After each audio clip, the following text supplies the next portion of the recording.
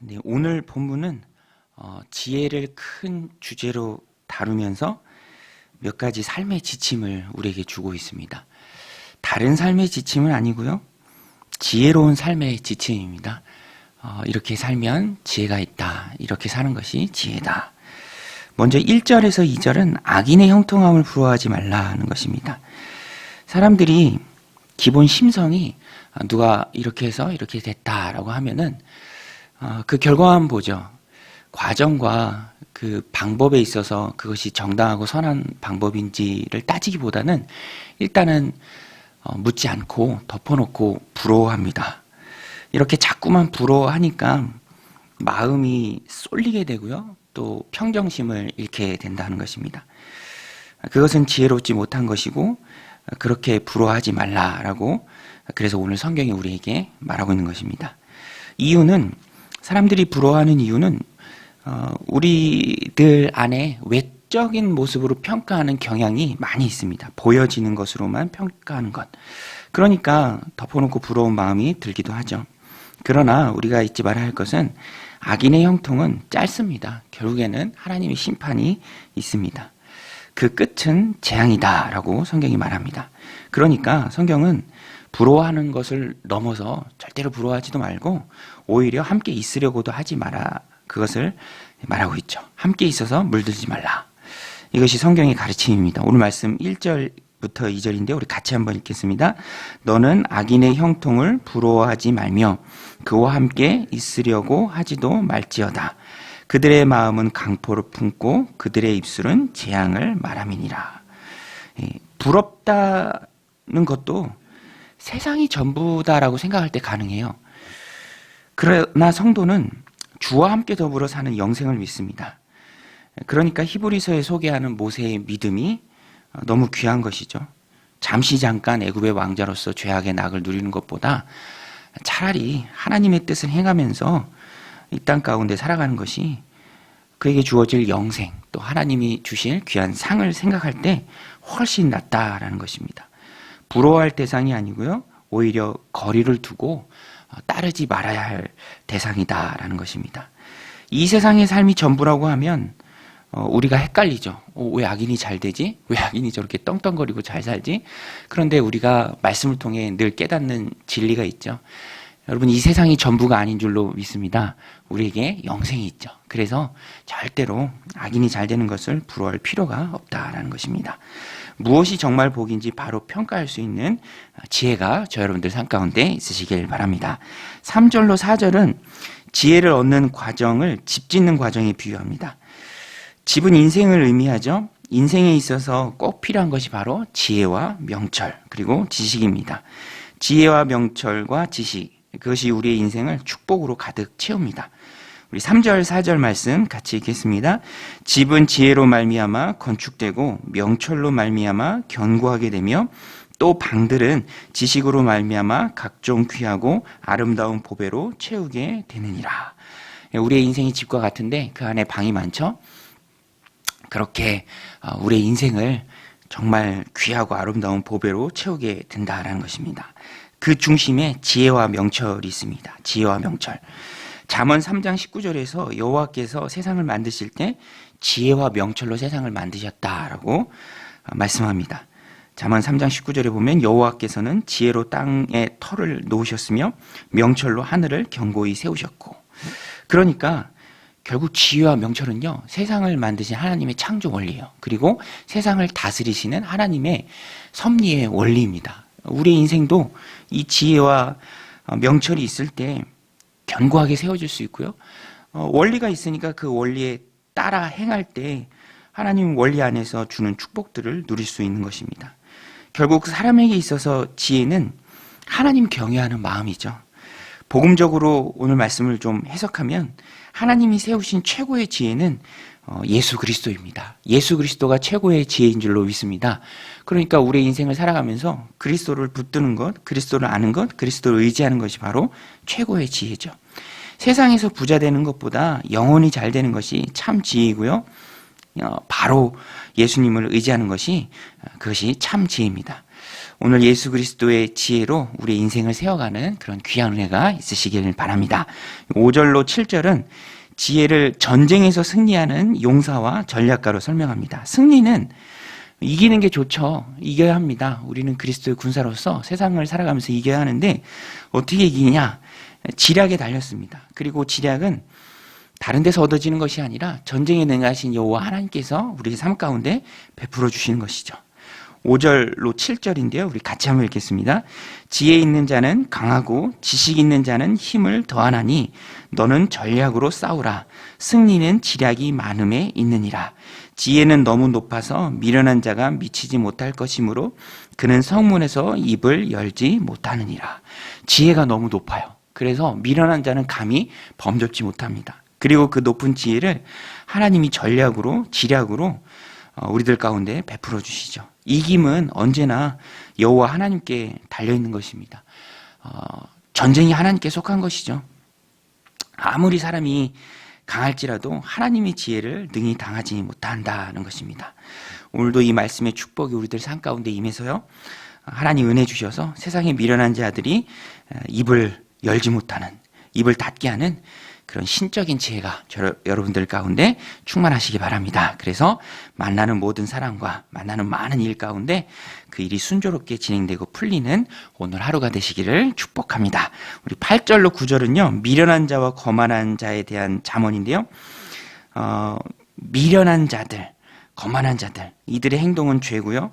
이들의 운명은 결국에는 미움을 받는 것입니다. 8절, 9절도 같이 한번 읽겠습니다. 악행하기를 꾀하는 자를 일컬어 사악한 자라 하느니라. 미련한 자의 생각은 죄요, 거만한 자는 사람에게 미움을 받느니라. 세상에는요, 악한 자들이 많죠. 이렇게 살아가다 보면은 감사하게도 주변에 선한 분들이 참 많은 것을 볼 때가 있는데, 또 뭐 들려오는 소식이나 또 사람들 그런 안 좋은 일들 당한 것을 보면은 이런 악행을 꾀하는 자들이 분명히 있습니다. 그런데 그들은 사악한 사람들이고요. 그들의 생각은 죄고 결국에는 사람들로부터 미움을 받게 된다. 그것이 그들의 운명이죠. 이 말씀도 오늘 말씀의 주제가 되는 앞부분에 나오는 이 악인의 형통을 부려할 필요가 없다라는 그 말씀의 이유가 됩니다. 공의의 하나님께서 언제가 되든지 반드시 심판하시죠. 그래서 성도에게서 중요한 것은 잘 되는 것만 보고 부러워서 덮어놓고 따라 하는 것이 아니라 언제든지 그런 악한 행위의 최종 결과를 볼 수 있어야 합니다. 그래서 이 땅을 살아가면서 성도들에게 필요한 가장 중요한 것이 바로 영적인 안목입니다. 결과를 볼 수 있는 안목. 성도는 영적인 안목으로 악행의 결과를 볼 수 있어야 합니다. 그리고 그것들을 멀리해야죠. 그것이 바로 영적인 거리두기입니다. 사회적인 거리두기만 중요한 것이 아니라 악은 죄고요. 그것의 결과는 재앙이기 때문에 그런 것들로부터 거리를 두는 것이 성도의 삶을 보호하는 것이죠. 10절로 12절은 어려움 당하고 있는 사람을 구원해 주라는 말씀입니다. 피하지 말고 힘이 되는 대로 구원하라. 하나님은 중심을 보시고 구원하는 그 행위를 보시고 갚아주신다. 우리 10절로 12절도 같이 한번 쭉 읽겠습니다. 내가 만일 환난 날에 낙담하면 내 힘이 미약함을 보임이니라. 너는 사망으로 끌려가는 자를 건져주며 살육 당하게 된 자를 구원하지 아니하려고 하지 말라. 내가 말하기를 나는 그것을 알지 못하였노라 할지라도 마음을 저울질 하시는 이가 어찌 통찰하지 못하시겠으며 내 영혼을 지키시는 이가 어찌 알지 못하겠느냐. 각 사람의 행위대로 보응하시리라. 이 말씀을 보는데 조대성 선교사님 지난주에 메시지 보냈어요. 그 메시지가 생각났습니다. 네팔이 코로나 때문에 락다운이 되면서 굉장히 힘든 시간들을 보내고 있다. 네팔 국민들이 힘겨운 삶을 살고 있다. 락다운이 우리가 생각하는 락다운이 아니더라고요. 그냥 못 다니게 합니다. 조 목사님도 어디 가려고 오토바이 타고 나갔다가 오토바이 빼앗겼대요. 다니지 말라고. 그래서 저녁 때 다시 찾았을 정도로. 근데 힘든 거는 너무 강력한 락다운이라 하루 벌어 하루 먹고 사는 사람이 네팔에 많은데 굉장히 힘든 시간들을 보내고 있다고 합니다. 그래서 너무 어려워서 삶을 포기하는 사람들도 늘어나고 있고요. 특별히 네팔 교회 안에도 도움이 필요한 사람들이 많이 있다고 해요. 그래서 이 카투만두에 있는 몇 개 교회 안에 도움이 필요한 가정, 100가정 정도 선별하고 그 100가정 긴급 생계비를 지원한다. 한 가정에 5만 원씩, 필요한 금액이 500만 원이다. 십시일반으로 그 후원에 좀 동참해 줬으면 좋겠다라고 이렇게 카톡으로 메시지가 와서요. 또 우리 교회에서도, 저희 교회에서도 헌금해 주신 분이 계셔서 일부를 좀 돕게 되었는데요. 교회가 교회를 돕는 것은 정말로 하나님의 귀한 뜻이죠. 성경에도 많이 나옵니다.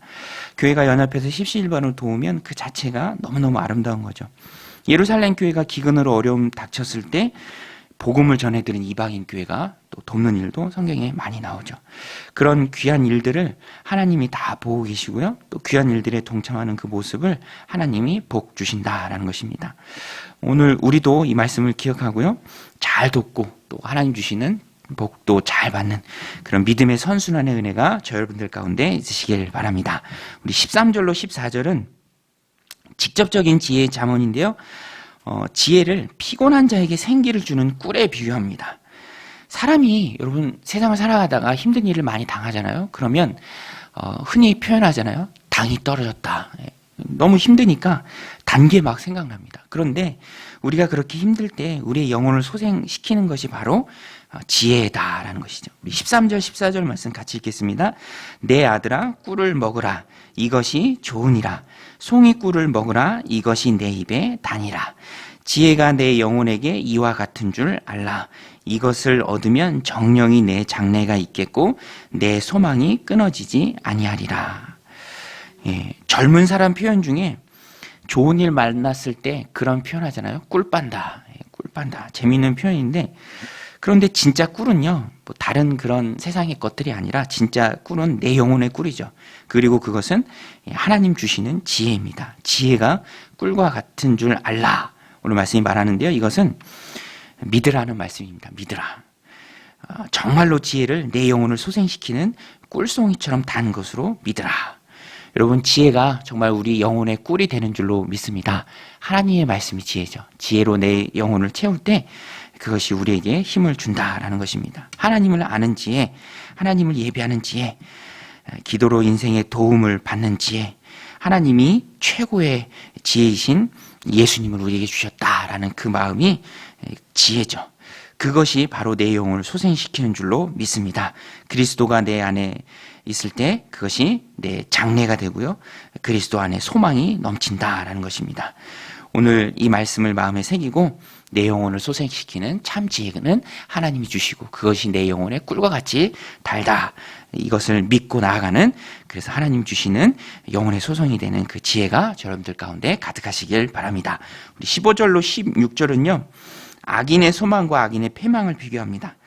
남을 넘어뜨리려고 엿보는 악인은 무너질 것이고요. 의인은 비록 넘어질지라도 하나님께서 일으켜 세우신다라는 진리를 우리에게 말해주고 있습니다. 15절 16절도 우리 같이 한번 읽겠습니다.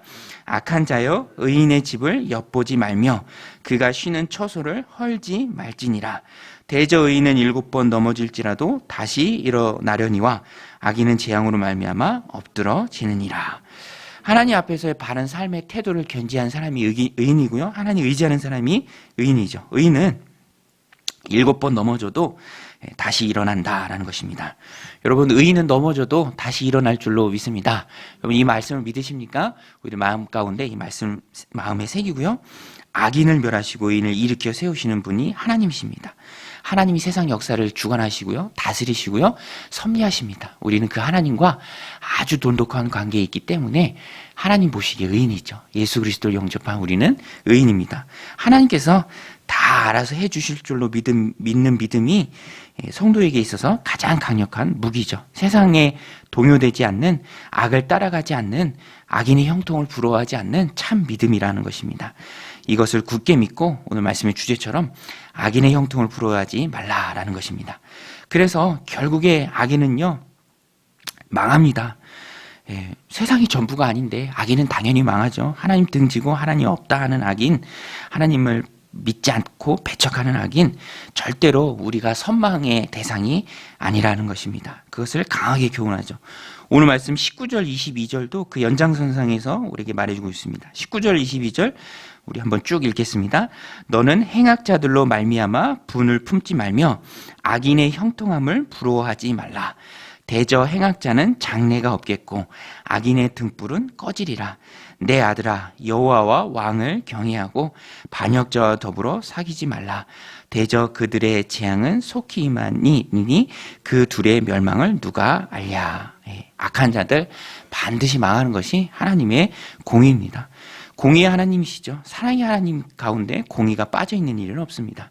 공의가 악인을 멸망시키고 의인은 일으켜 세우기 때문에 우리는 진정한 의가 되신 예수 그리스도를 꼭 붙들어야 하고요. 그 안에서 하나님 베푸시는 의로움의 지혜의 충만함이 우리 안에 가득해야 된다라는 것입니다. 그것이 바로 세상을 살아가면서 균형 잡힌 삶이죠. 악인의 형통을 부러워하지 않는 하나님을 더 의지하는 삶입니다. 하나님이 의롭게 여겨주시는 삶이죠. 이것이 성경의 바른 해석입니다. 그러니까 오늘 우리는 하나님 주신 귀한 삶을 살아가면서 하나님을 신뢰하고 맡기라라는 것입니다. 하나님께 맡기는 게 결국에는 참 지혜죠.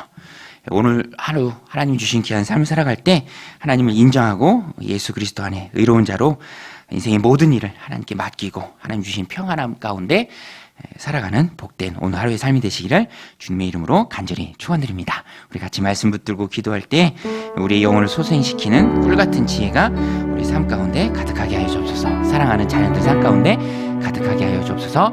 우리의 상하고 또 병든 우리의 몸을, 연약한 우리의 몸을 주님께서 일으켜 세워 주옵소서. 우리 함께 기도하며 나아가겠습니다. 하나님 아버지, 오늘도 이런